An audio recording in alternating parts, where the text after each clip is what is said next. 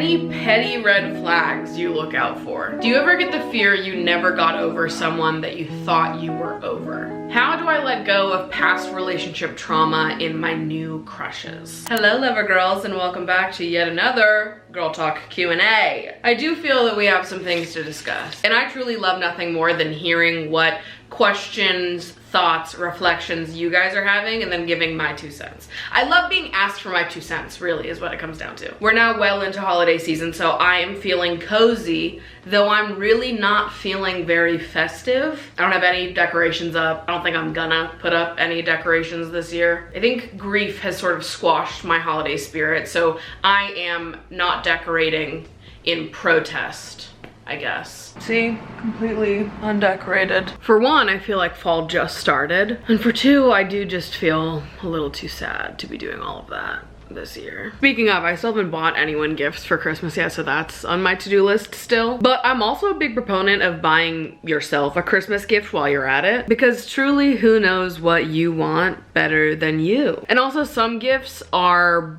just better coming from yourself. For example, a subscription to Cheeks, the sponsor of today's video. Now that is definitely a gift that I would get myself. Cheeks is, of course, a sexual wellness platform that's female founded and focused on building inclusive and ethically produced spicy films and audios, as well as expert-led tutorials and classes on pleasure and intimacy. They're constantly adding new content to the platform that actually just launched a new series called Cheeks in the City, where they pair your favorite performers with the cities they each call home to explore the hidden corners, lived culture, and the erotic fantasies within their own cities, which is a different kind of spicy content than you would normally see, but that's why I love it. Cheeks has range. And paying for spicy content ensures that you can directly support the performers that you are enjoying the content of. You know the content you're getting is both high quality and ethically made, so it just ends up making for a safer and more empowering experience as a viewer as well. So if you need an idea on what to get yourself for Christmas, or maybe your bestie or a partner, definitely go check out Cheeks.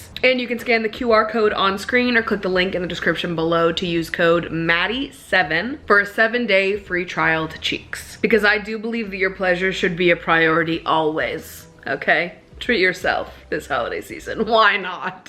So anyways, I asked you guys over on Instagram what questions, thoughts, reflections you guys have been having, and I told you to make them juicy. And as always, you guys have delivered. So let's see what's been on your mind lately. Are you still in your not dating era? Dating to me has become a much more passive thing. If it happens, it happens. If I meet someone, I meet someone sort of thing. Sometimes I am on the apps. Most of the time I am not. It's not something that I'm necessarily actively seeking out in a constant way, but more just when I get the urge to be social, to swipe. If I want to go on a date, I'll set one up. So over the last 6 months, have I been out on dates?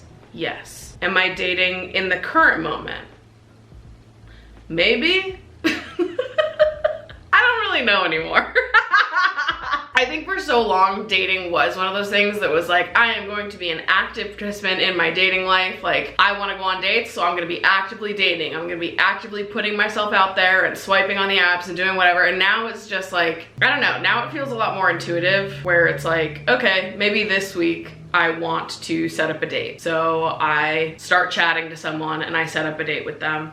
And maybe we let that play out for a couple weeks, couple months, and then it doesn't work out. I'm not like immediately finding someone else to do that with. So anyways, this is a long-winded answer. Long-winded way for me to say, kind of, sometimes. I'm not dating, let's put it that way. I'm open-minded, but it's definitely not a focus or priority of mine. How to nurture and hold space for yourself mentally and physically when people around you have needs too. Honestly, I think this is a question you should ask my friends and not me right now necessarily. I'll answer. But I feel like right now my friends would be the real experts in answering this question because of how immediately and completely they showed up for me in my grief, which was obviously completely unexpected. And all of my friends have their own lives, their own struggles, their own things going on, but they saw what a profound loss this was for me and literally dropped everything. Ashley got on a plane the second I even took Mango into the emergency room. Ashley was with me the whole day when I put Mango down. My friends Jordan and August also dropped everything to be with me. They were with me basically every single day until I told them to leave. Not basically, literally. They were with me every second of every day until I told them that I was okay to be alone. In the immediate aftermath of that, all of my New York friends were here, hanging out of the apartment, making plans with me, checking in on me. My long distance friends were sending me DoorDash and flowers, and it was really, I felt so touched by how much everyone showed up for me. And it wasn't ever lost on me that like all of these people had their own lives and their own issues and their own things that they were going through themselves, but they saw me going through something extraordinarily difficult, and they showed up for me in such a major way that like my gut instinct is to want to look at them and be like, how did you guys do it? How did you show up for me so wonderfully while also still taking care of yourselves? Just because it feels so fresh still, and obviously I can pull from previous experiences of mine, but right now I feel like other people have been better friends to me than I have been to them over the last couple months. But stepping out of my present self and into a past version of me, I would say, looking back at the times in my life where I've had to drop everything to be there for someone, and this is still gonna go back to my friends, but the things that have helped me in those moments are actually just making sure that I have my own support system on the side. There have been moments where it was really important for me to drop everything and be there for family members of mine, and while I was spending my time focusing on holding them up, I had people holding me up too that were totally separate from that. I really think the thing that allows me to still take care of myself and feel like I'm still nurturing the parts of me that need to be nurtured are the friends of mine that I'm able to rely on outside of whatever that like inciting incident is. It's really just like a community effort. Everything is, always. Do you ever get the fear you never got over someone that you thought you were over? Okay, I actually saw an interesting little clip of an interview that Florence Welch did that I want to play right now because it feels relevant. I bookmarked this literally 2 days ago because I was like, I want to talk about this. I also have never gotten over anything in my entire life. What do you mean? Like, well, I'll just like, if I've ever had a crush on someone, I probably still do on some, you know, I can just like, I'll keep everyone like on a little shelf of longing, and I'll be like, okay, today I'll just like in Kraken, go in through that. Yes. Yes. I'll just like, okay, I'm just gonna like pick that up, and because you're so alone, like it does, I think it's being like highly imaginative, alone a lot of the time, you know, there's a lot of being essentially a very romantic person as well. I think the idea of like getting over someone or having to get over someone in order to move on is like a little muddy and feels like it doesn't fully account for like how deeply impactful certain relationships can be in our lives. Don't get me wrong, there are absolutely people that you can, should, and will move on from and be over completely, so to say. But I don't necessarily believe that we need to get over someone in order to move forward with our lives. And I kind of loved what Florence said, like, if I've ever had a crush on you, I probably still do.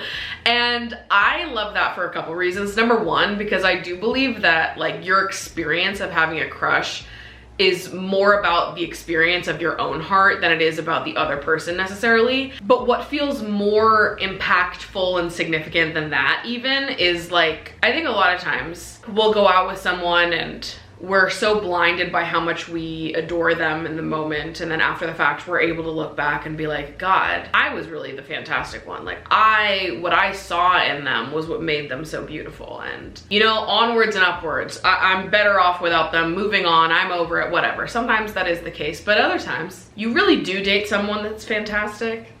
And I feel like in popular culture, when you go through a breakup, you have to like find reasons to dislike the person to move on and be like, oh, well, here's why they actually weren't as good as I thought they were, and fuck them, and I'm moving on and I'm over it. Which again, sometimes that's true. But sometimes you meet someone totally fantastic and it just doesn't work out. And time will pass and you will look back on that relationship and be like, and they were awesome. and everything that I liked about them was the truth. They really were all those incredible things. And for people like that, for relationships like that, I don't know that you do ever get over it. Not in the sense that you're still pining for them or yearning for them, or that you're still wrapped up in it in an all-consuming way, but just that like your feelings for them, the positive emotions you associate with them, never really go away. You move on with your life in the sense that you're not hung up on hoping for this thing to come to fruition anymore, this relationship to bloom. You've accepted it for what it is, but you're not really over it in the sense that you still look at them quite fondly, and in an alternate dimension, if it was possible for things to reignite, it's not like out of the question that that could happen. Like your feelings for them could reignite if the circumstances were to align. It just kind of goes dormant. You know what I mean? I don't know if you have to get over everyone that you ever meet. I don't know that you have to find reasons to dislike someone or not care as much if you do. I think it's a beautiful thing to be a lover, and how lucky is it to meet people who are genuinely so stupid fantastic, and like things don't work out and we learn to accept that, you know, what's meant to be will be, and some things just aren't meant to happen. But you're allowed to look back on those moments fondly. You're allowed to remember this person in this beautiful, positive light. You don't have to be over them necessarily. You just have to move forward. There are people that I have had crushes on in the past, it hasn't worked out with. My feelings for them haven't necessarily changed in the fact that I still see them as beautifully and wonderfully as I once did. I have no negative feelings towards them. I've accepted that things have ended and, you know, we're both moving forward, but have I moved on? Have my feelings for them changed? Has the crush gone away? No, I don't think so. I think it's just more complicated than that when you meet these like special, impactful people in your life, and you have these relationships that really change you and the way you see love, and just like, I don't know, it touches you and you carry it with you, and I think that's a beautiful thing. And I don't necessarily think that you need to be focused on getting over everyone. We should focus on accepting that the end is the end, accepting that something is not right for us, being completely open-hearted and excited for the next person that comes along. But I'm kind of, I don't know, I'm just resistant to this idea that we need to shut ourselves off from feeling any positive emotions about people we've been with in the past in order to mean that we are completely like ready and moved on and I'm over it and it doesn't impact me anymore and it's totally fine. It's like, well, maybe it's okay to still be impacted by it in some ways. You don't want to be dating someone new while you're still hung up on the last person that you dated, but we don't have to feel nothing about these things. You know, I find it to be more complicated than most modern dating advice allows. Any petty red flags you look out for? This isn't petty, this is incredibly real to me, but the people who I'm talking about would think it's petty.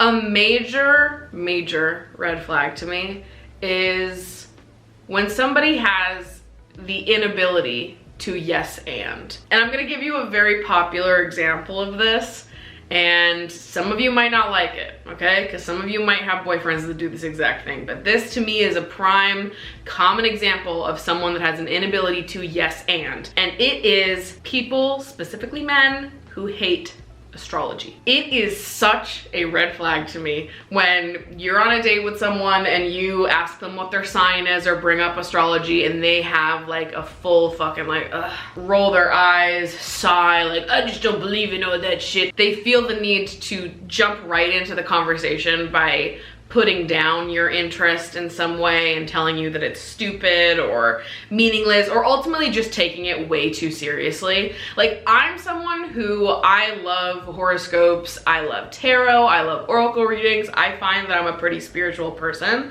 and I do believe in a lot of that shit. But I'm also someone who, at the end of the day, this is all for enjoyment to me, and I'm not taking anything as being Bible, as being the God honest 100% truth. I'm taking it as being signs for me to figure out, or just like enjoying the fucking experience of believing that you could receive guidance or that things could make sense in some way. Like, it is so corny to me when people are, oh, it takes everything way too fucking serious. Like, can't you just have a little giggle, have a little hee hee ha ha, and talk about astrology for a second? Can you yes and? Can you just yes and this conversation? Do you have to just stomp on everything silly, goofy, girly, and fun? I feel the same way about people who are reality TV haters. Like, have you ever had fun a day in your goddamn life? Okay, just giggle, just giggle. Just have a little laugh. Like, it does not have to be that serious. It just doesn't. Yes and. Learn how to yes and within a conversation. I can't deal with it, but I think the reason why this comes to my mind first is because I think a lot of primarily feminine interests get met with this energy, specifically from men, and that to me is like a major red flag. If you can't get down with the girlies, if you can't enjoy a little girly hobby without having to be like, oh, this is stupid, shut up. Like, you are boring. You are very boring. And I could not be with someone like that. I just have no interest in it. How do I let go of past relationship trauma in my new crushes? You know, I've thought about this a lot recently, actually. But I feel like, obviously, we all would love to be a more healed, more well-adjusted, self-actualized, reflected version of ourselves. We all love the idea of like therapizing ourselves into being fixed and not repeating old patterns or just experiencing our brains in a brand new way. We love this. We love the idea of this, right? And I just don't know if that's realistic. Now, obviously we can do and will heal from a lot of our past traumas, but to see it as being like, I experienced this trauma and now I'm just gonna fix it before I start dating again, I don't think that's how it works. The reality is that our past relationship traumas probably will impact our future relationships. That's okay. That's part of living life and being a person. All we can do is have the courage to face those things head on with our new partners when they happen. I just don't know if it's ever gonna be so simple, if we're ever gonna be like, okay, well, I'm healed, I'm fixed, I worked through that trauma, now it's gone, never to be seen again. And it's like, there's always gonna be situations that bring it up, that can trigger you, and it's not about avoiding the triggers necessarily. Sometimes it is, but most of the time it's about knowing how to confront those triggers when they pop back up in our lives, you know? I don't think that we need to be completely healed, finalized versions of ourselves in order to experience love, and I don't think that we learn a lesson once and then, you know, never have to revisit it ever again. We are complicated, deeply complicated people, and we can reflect and go to therapy and do all the healing in the world, and when push comes to shove, when we are in the moment, we might feel totally different in our bodies. You can't like wipe yourself, completely sterilize yourself of your past, and you also don't want to. Is it vulnerable to have to share in our previous trauma with a new person? Absolutely. It's incredibly vulnerable and exposing and sometimes deeply uncomfortable. But I think that is just part of it. It's part of life. I've thought about this a lot in regards to my relationship with sex after experiencing sexual assault and how different my relationship with sex has been over the last couple years. I talked about this a little bit on my Patreon in the summer, and maybe someday I'll do a larger video or podcast episode about my relationship with sex following sexual assault, but that's definitely been something that has been hard for me because I've longed to return to the version of me that existed before that moment. I wish that I could just reach a level of healed with this thing where I just don't have to think about it anymore, and I can meet someone and hit it off with them and we can fuck that very same night, and it would be like, well, I'm just having fun. I'm just a girl and I'm having a good time. Like, sometimes I really have just wished that sex could be as like whimsical and spur of the moment as it used to be, but now it's it's just different for me, and I really do need to feel safe with someone before choosing to have sex with them. I don't want to feel like I have to hide that part of myself or pretend like I've been totally unimpacted. Like, it actually would be more meaningful to me to be with someone who understood the trauma that I experienced and could help me learn how to experience sex in a whimsical and carefree sort of way in a new light now. My point is just that, like, this thing happened to me and I am different now, but that doesn't mean that it has to be different in a bad way. Like, I can't make the trauma go away. I can't snap my fingers and make sex as easy as it used to be. It is different now. It is a little bit harder now. I think I just trust that with the right person, with someone who makes me feel safe and cared for and listened to, that the hurdles won't go away, but that I'll have a little bit of extra momentum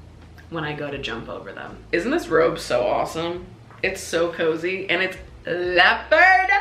Like, I truly could never have enough leopard. If you like this video, you'll definitely like my podcast, Emotionally Online. You can watch the video version of the show on YouTube or listen to it on anywhere where you listen to your podcast. And if you'd like to support what I make on this channel, you can join us over on the Patreon, where we have a Discord server. I do extended podcast episodes, bonus YouTube videos. We have a bi-monthly poetry art print snail mail club, monthly live streams, and ultimately you get to be a part of Lover Girls HQ, the people who make this whole goddamn thing happen. I love you guys so much. Thank you so much for watching, and I will see you in my next video. Bye.